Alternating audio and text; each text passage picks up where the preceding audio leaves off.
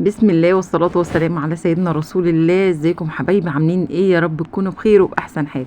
النهاردة هنعمل مع بعض صوص اللوتس علشان نزين بيه حلوياتنا وكيكاتنا وكل حاجة احنا بنحبها. طبعا عاملين مقاطعة لمنتجات كتيرة جدا، فبنحاول نعمل البدايل ليها. والنهاردة هنعمل مع بعض صوص اللوتس بطريقة سهلة جدا وبسيطة. يلا بينا نبدأ مع بعض ونشوف هنعمل ايه.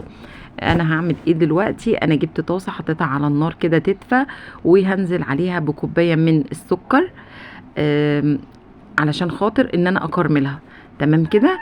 طبعا النار تبقى هاديه علشان بس ما يتحرقش منك. خلاص.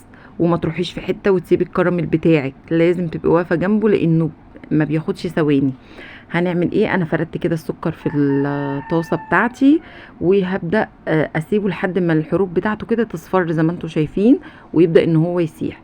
في المرحله دي ممكن تقلبي بقى في الكراميل براحتك يعني. تمام كده. هعمل ايه دلوقتي؟ هبدا اسيبه لحد ما يبدا السكر كله يبقى بني ويدوب كده معايا زي ما انتم شايفينه اهو. بصوا، برضو هسيبه شويه تاني لان لسه في حبيبات ما دابتش. خلاص. هسيبه برضو على نار هاديه وهفضل اقلب فيه كده لحد ما يبقى بالشكل اللي انا هوريه لكم دوت، اللي هو كده اهو. بصوا، بقى ناعم خالص اهوت وما بقاش فيه حبيبات من السكر. طيب في المرحله دي هعمل ايه؟ هنزل عليه كده بمكعبين من الزبده اهو، ادي مكعب وادي التاني. تمام كده. وهسيبهم كده يدوبوا مع الكراميل بتاعي. واول ما يدوبوا، طب الناس اللي هتقولي ما عنديش زبده وعايزه اعمل الموضوع دوت، مفيش مشكله خالص.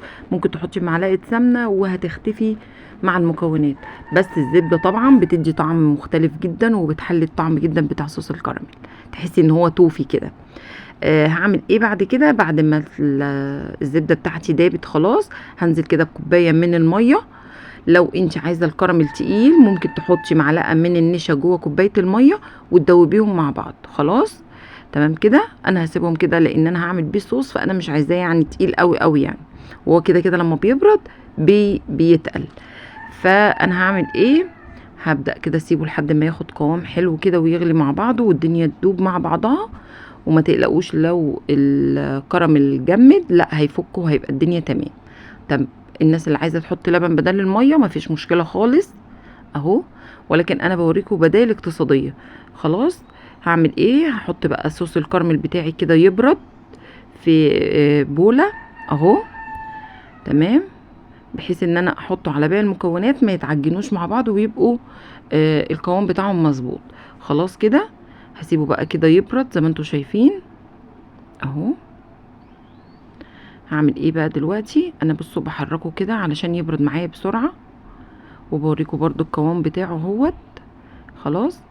طيب الناس اللي هي عايزه تحط لبن هيبقى لون الكراميل افتح من كده شويه، مفيش اي مشكله في درجات اللون.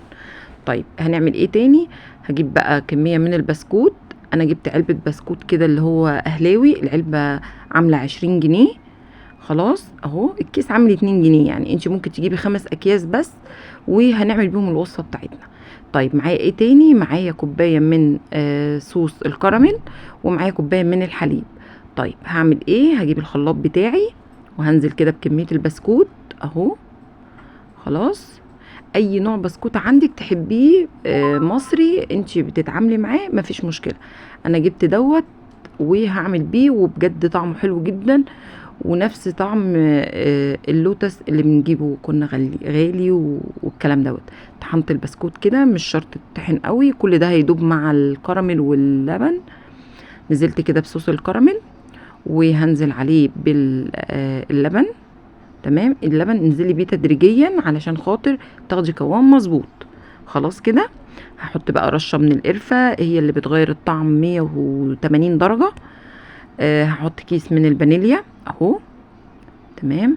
عندك فانيليا سايله حطي مفيش مشكله. هحط برضو رشه من الملح، بتظبط معايا الطعم جدا. بصوا، رشه لا تذكر. هضرب كل ده في الخلاط وهوريكم القوام عامل ازاي. خلاص. انا كده ضربت بقى في الخلاط. بصوا القوام. طبعا اللبن قلت بنحطه تدريجيا بحيث ان احنا ناخد القوام المظبوط. خلاص اهو. عايزه بقى تعملي الكشري بلبن وتحطي عليه مفيش مشكلة. عايز تعملي كنافة باللوتس، عايز تعملي بسبوسة باللوتس، اي حاجة هتعمليها هتحطي منه بجد هتدعيلي، طعمه حلو قوي قوي قوي. جربيه مش هتندمي. انا كده زينته بقى بالبسكوتية بتاعتي دي، ومورياكم الاسم اهوت علشان تعرفوا انه بسكوت مصري. والموضوع مش مكلف خالص، مش هيكلفك اي حاجة. جربي الوصفة وقولي لي رأيك، وهستنى التعليقات.